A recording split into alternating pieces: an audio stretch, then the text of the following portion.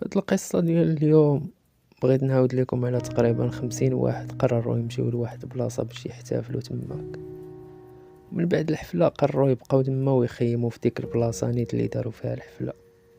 وفعلا هادشي اللي وقع، خيموا الناس وفي الغد ليه مع الصباح بداو الناس كيمشيو، كلشي مشى وبقى غير واحد الشخص، وهاد الشخص اللي بقى هو اللي غادي نعاودو عليه القصة ديال اليوم.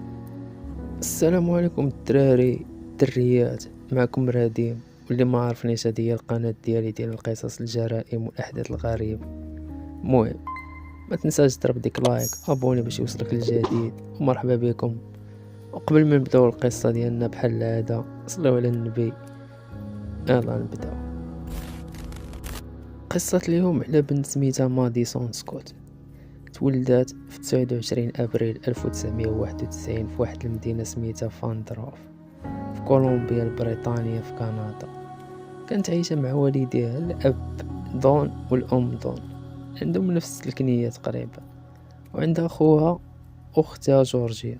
كانت العائلة عايشة بخير وعلى خير، حياة عادية بحال أي عائلة كندية. ماديسون كانت اجتماعية، كتفرح تتعرف على الناس وتغامر، تركب الخيل والدراجات، التزلق على الجليد، وكتحب الحياة. في 2009 شدات الباك ديالها من المدرسة سميتها ناشكو فالي سكندري سكول، وهي مدرسة في نفس المنطقة اللي تولدت فيها.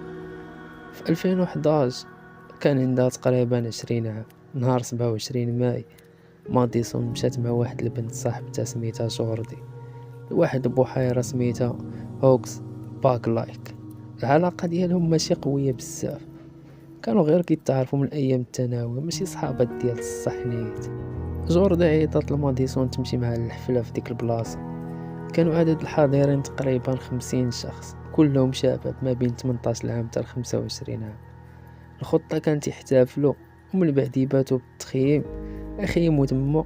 صافي ماديسون وافقات، مشاو بطونوبيل حتى الحفلة بدات مزيان، ولكن من بعد بعض الناس اللي كانوا صغار في السن، راكم عارفين بنام الشريب وهادي الكارو، شربوا بزاف وداروا المشاكل وبدات المضارب.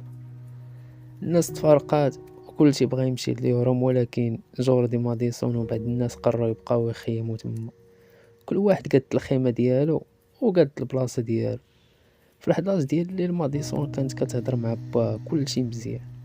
جوردي كانت كتسكر مع 1:30 ديال الصباح. بداو الناس كيقولوا راه الجو ما عجبناش نمشيو بحالنا. بقات جوردي وماديسون صافي. جوردي سولات ماديسون واش غادي تمشي معاهم. ماديسون قالت لها لا، انا باغا نبقى نكمل الليل بوحدي، وفاش يجي الصباح غادي نمشي. جوردي مشات وخلاتها بوحدها. ما عليناش.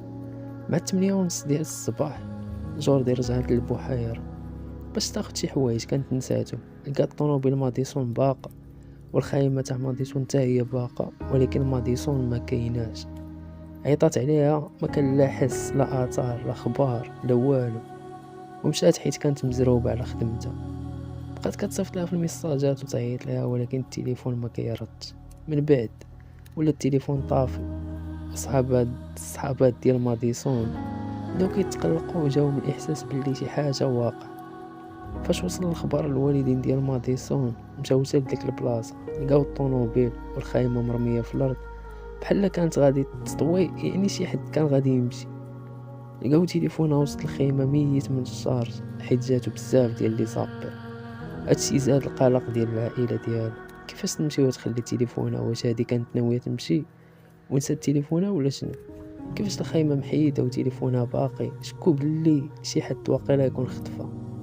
مشاو في البلاصه بلغوا البوليس جاو بالسربه، داروا بحث، جابوا الغطاسه باش يشوفوا في البحيره يكون ما غرقات ولا شي حاجه.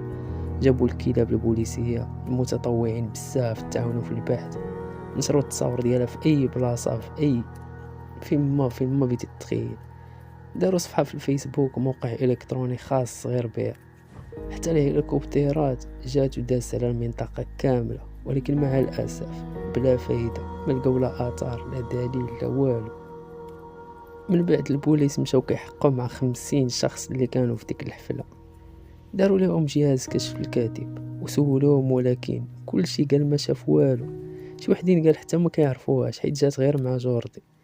التحقيق ما خرج بحتى شي نتيجة، بقات القضية بدون تقدم، ودازت شهور وسنين والمدينة كلها عامرة بستيكرز ديال ماديسون، ولكن بدون فايدة.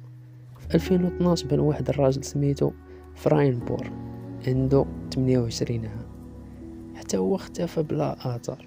جوردي قالت لماديسون كانت كتعرفو. الناس خافوا عام فيه الاختفاء ديال ماديسون، من بعد اختفى راجل تاني كان عنده علاقة بها، ولكن فراين بعد 3 ديال السيمانات لقاو الراس ديالو مقطوع في بلاصة بعيدة ب40 دقيقة من فاندروف. البوليس قالوا هذه طريقة ديال العصابات ماشي مرتبطة باختفاء ماديسون. من بعد بدات كتبان جرائم اخرى في فاندروف. مرة تقتلات على يد خطيبها، خدا عليها غير عامين الحبس. ناس تقتلوا في ديورهم بسبب السرقة. عام من بعد عام لقاو جوج جثث ديال البنات، وحدة كبيرة عندها 62 عام والثانية عندها 28 عام، ومازال القضية محلولة. يعني أخيرا عرفوا بلي ماديسون تقتلات، ولكن كيفاش؟ شكون اللي دارها؟ كيفاش وصلت لديك المزرعة؟ لا دليل، لا مشتبه به، لا والو. القضية رجعت جولد كيس بحال بزاف ديال الجرائم اللي وقعت في هذيك الجهة. الطريق السريع اللي كيوصل لهاد المدينة سميتو هاي واي سيس، كيعتبروه من أخطر الطرق. سموه طريق الدموع حيت بزاف ديال الجرائم والاختفاءات وقعت فيه بلا حلول. من السبعينات حتى لدابا 40 مرة تقتلات في هذيك الطريق. وفي أكتوبر 2023 واحد البنت عندها 20 عام حتى هي اختفت. من بعد شهر لقاو الجثة ديالها في الغابة، حتى هادي ما تحلاتش.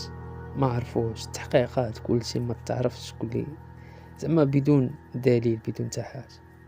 من بعد 12 عام ويوم بالضبط من اختفاء ماديسون، في 29 مايو 2023 لقاو بقايا بشرية في واحد المزرعة بعيدة ب 18 كيلومتر من المكان اللي خيمات فيه ماديسون.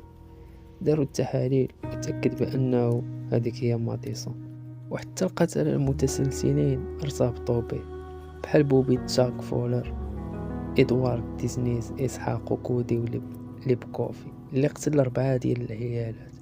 فالطريق اللي فيه غير الكسيد، لا مراقبة لا كاميرات، واحد البلاصة اللي مثالي لأي جريمة.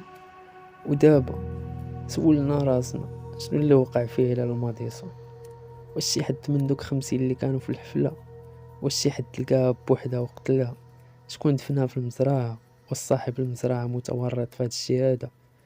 عطينا الرأي ديالكم والتحليلات ديالكم في هاد القضية. واش يمكن يتحل اللغز في شي نهار؟ الله أعلم. شكرا لكم على المتابعة. اللي مازال ما اشتركش في القناة يشترك ويفعل زر الجرس ويبارطاج الفيديو. نتلاقاو في الفيديو الجاي ان شاء الله. تهلاو اخوتي.